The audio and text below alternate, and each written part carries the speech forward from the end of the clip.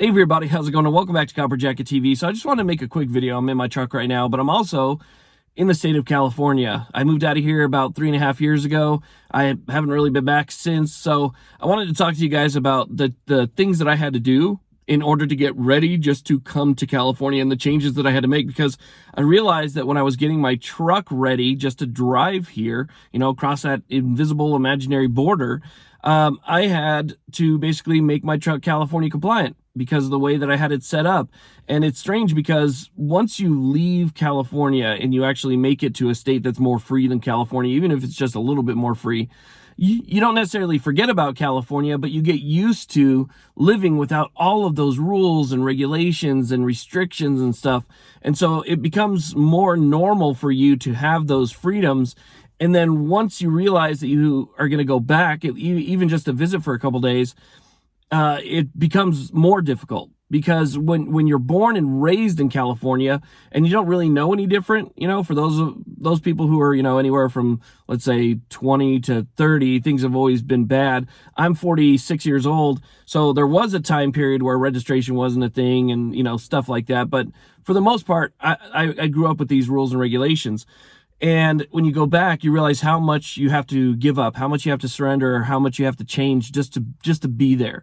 Not even just be a resident, but just to go there. So I went looking through my truck, getting everything ready to come over, and I realized that my truck was totally set up. My truck was set up for just quick bug out. I mean, I could throw my whole family in here, and I had stuff in the back, stuff under the seat, stuff in compartments, stuff to defend myself. I had survival equipment and medical and everything I needed in this truck. And I had to go through every single thing and figure out, what's going to get me in trouble if I were to get pulled over in California.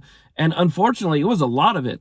I had to get rid of all my defensive stuff and leave that at home. You could bring some of it, but you have to go looking for safes, because you can't travel with anything if it's, in a center console, or, obviously they don't have reciprocity with anywhere else. You can't put it in your glove box. It has to be in a locked container and unloaded. And so I'm just, going through all of the steps, and you realize at that point, differently than you did when you lived there and you hadn't experienced anything else, how bad it really is. And obviously I haven't forgot about, California, and, some people just don't like California as a whole. But one thing you have to remember is there's a lot of really good people here, a lot of really good conservatives that deserve their rights. They just can't, for whatever reason, get out of this state, or they just decide to stay here and fight back against it, put their money towards groups that are challenging the different laws and stuff like that. So it's their choice to be here and try and get their state back.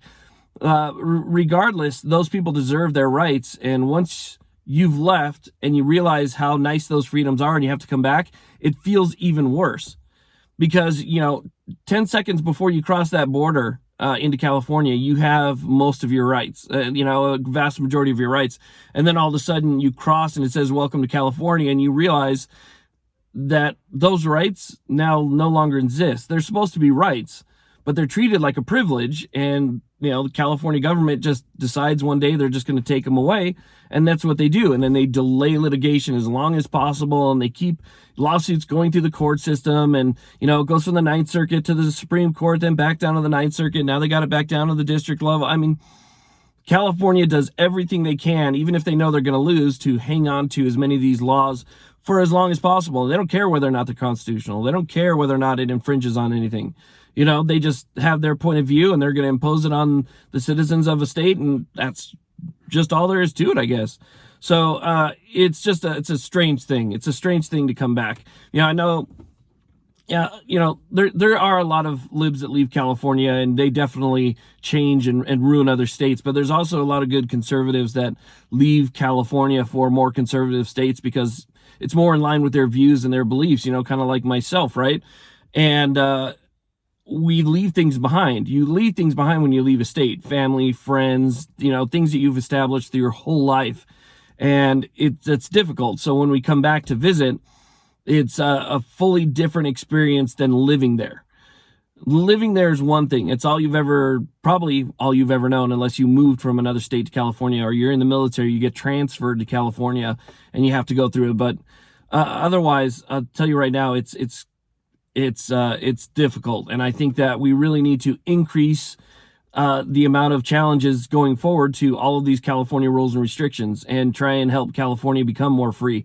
Because this is ridiculous. This can't be considered the United States. It cannot be considered the United States and still have this many rules and restrictions on your freedoms. You know, this many infringements on your freedoms and still be part of what we call a free country. If it's a free country, then California is this different. Then California is not part of the country. Or at least their laws or rules aren't. You know, I know I'm kind of going on a little bit here, but it really does make you think. You know, we have a free country. The Constitution is supposed to cover everything in that country, and no state laws are supposed to preempt the Constitution. Nothing supersedes the Constitution. The Constitution is the final word. It's the final rule. It's rules for government. You know, the Constitution basically lays out the government's rules for how they govern. You know, it doesn't give us our rights. It doesn't give us anything. The Constitution just simply tells government, hey, you can't do this. You can't infringe on people's rights. You can't impose these types of laws. You know, this is what the government's supposed to do. These are your rules that you need to follow. But in California, they don't follow those rules. The government doesn't follow them. And, you know, they just look at it as a speed bump, a road bump. And they just go right around it. And hopefully with some great groups out there like the FPC and GOA and, you know, so many others, especially those that are based here in Cali, I think that it can definitely be done, but maybe more support needs to be thrown their way, you know, more money for time in court, litigation, whatever. But I hope one day that the good people that are here in California, not the ones who want to see your rights taken away, but the good people that are here that want the rights back, actually get them one day. And I hope to do whatever I can, whatever my part can be, even if it's infinitesimal, even if it's small, whatever my part can be. Hopefully I can, you know, help make that happen. And all of you guys can kind of, you know, pitch in and help make that happen as well. So in California for a couple days, wish me luck. God bless. You guys have a good one.